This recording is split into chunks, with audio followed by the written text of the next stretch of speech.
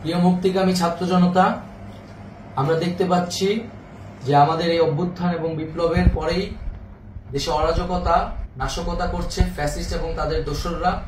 আমরা দেখতে পাচ্ছি যে বিভিন্ন জায়গায় এখন গোলাগুলি চলছে, মন্দিরে হামলা হচ্ছে এবং নাশকতা ও লুটপাট করছে। আমরা মনে করি আমাদের যে ছাত্র নাগরিকদের অভ্যুত্থান তাকে নস্যাৎ করার জন্যই পরিকল্পিতভাবে এই ধরনের ঘটনা ঘটানো হচ্ছে।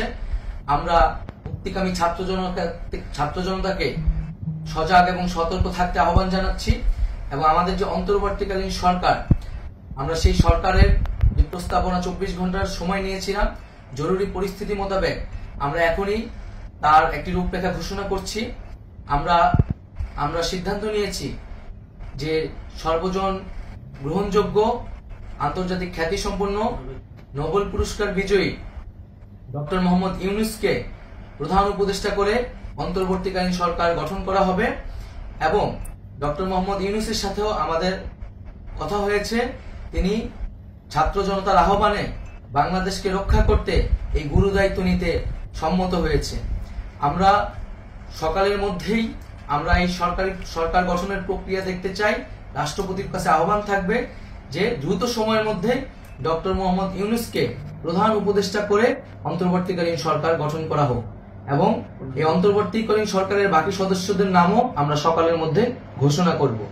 প্রিয় বন্ধুগণ, দেশে যে অরাজকতা চলছে, মানুষের জীবনের নিরাপত্তাহীনতা চলছে, সেজন্য আমরা রাষ্ট্রপতির কাছে আহ্বান জানাচ্ছি দেশে আইন শৃঙ্খলা পরিবেশ ফিরিয়ে আনার জন্য দ্রুত সময়ের মধ্যে কার্যকর ব্যবস্থা নিতে হবে এবং আইন শৃঙ্খলা বাহিনীকে সহযোগিতা করার জন্য মুক্তিকামী ছাত্র জনতাও রাজপথে থাকবে এবং অন্তর্বর্তীকালীন সরকার গঠন না হওয়া পর্যন্ত মুক্তিকামী ছাত্র জনতাকে রাজপথে থেকে তাদের যে অভ্যুত্থান, সেই অভ্যুত্থানকে রক্ষা করতে হবে। প্রিয় বন্ধুগণ, আমরা রক্ত দিয়েছি, শহীদ হয়েছি।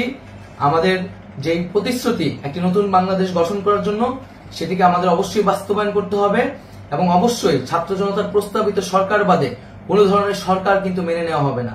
আমরা বলেছি কোনো ধরনের সেনা শাসিত সরকার অথবা সেনা সমর্থিত সরকার অথবা এই ফ্যাসিস্টদের দোসরদের কোনো বিটিম সরকার কিন্তু আমরা মেনে নিব না। কোনো গণবিরোধী সরকারকে মেনে নেওয়া হবে না। ছাত্র জনতার অভ্যুত্থানকারী যে প্রস্তাবিত সরকার, অন্তর্বর্তীকালীন সরকার, যেটা আমরা সিদ্ধান্ত উপনীত হয়েছি ডক্টর মোহাম্মদ ইউনূসকে প্রধান উপদেষ্টা করে এই সরকার গঠন করা হবে, সেই সরকারকেই বাস্তবায়ন করতে হবে অবিলম্বে।